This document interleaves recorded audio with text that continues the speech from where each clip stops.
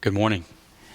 The first reading today comes from the first book of Samuel, chapter 16, that very famous chapter in chapter 16, as God finally sends Samuel to Bethlehem to seek out all of Jesse's sons, and eventually, of course, his favor rests on David. David obviously claimed by God to be the king of Israel, but got to really wrap our minds around the fact that David would not have been the leading candidate to be king. Jesse had several sons, and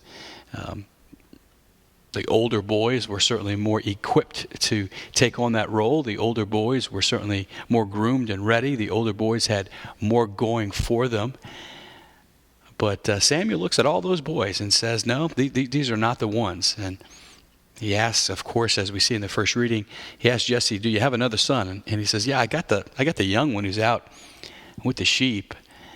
And he says, yeah, go send for him. And of course, we see how when Samuel sees David, this ruddy youth, handsome to behold, the Lord says, they are anointing him, for he is the one that I'm going to anoint as king. And boy, it just would have shocked everybody for David to be chosen as the king.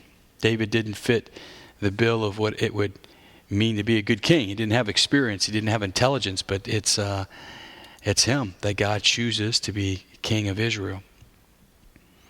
Of course, we know that God chose David because David would have to depend on God. And of course, we know that God chose David because eventually the scriptures describe David as a man who had God's own heart.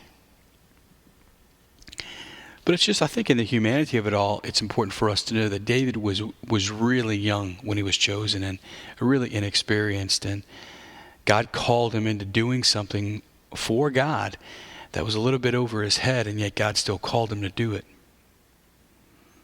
If God calls us to do something, God's going to always equip us for the call. I think a lot of times God might ask us to do something. He might call us into conversation, might ask us to do something, to step in. Yesterday we talked about fraternal correction. We might be called into fraternal correction, and we might feel inadequate for it, or we don't have the skills necessary for that. And it's just really important for us to be reminded today that if God ever calls us into something, He ever calls us to do something, that God's going to equip us for that call. He equipped David. David wound up being the greatest king of Israel.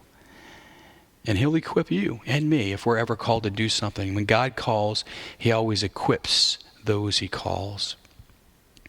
So it's important for us to not be afraid of anything. It's important for us to let the Lord guide us. It's important for us to trust that the God who's calling is the God who's going to equip us no matter what God calls us to do. God bless you.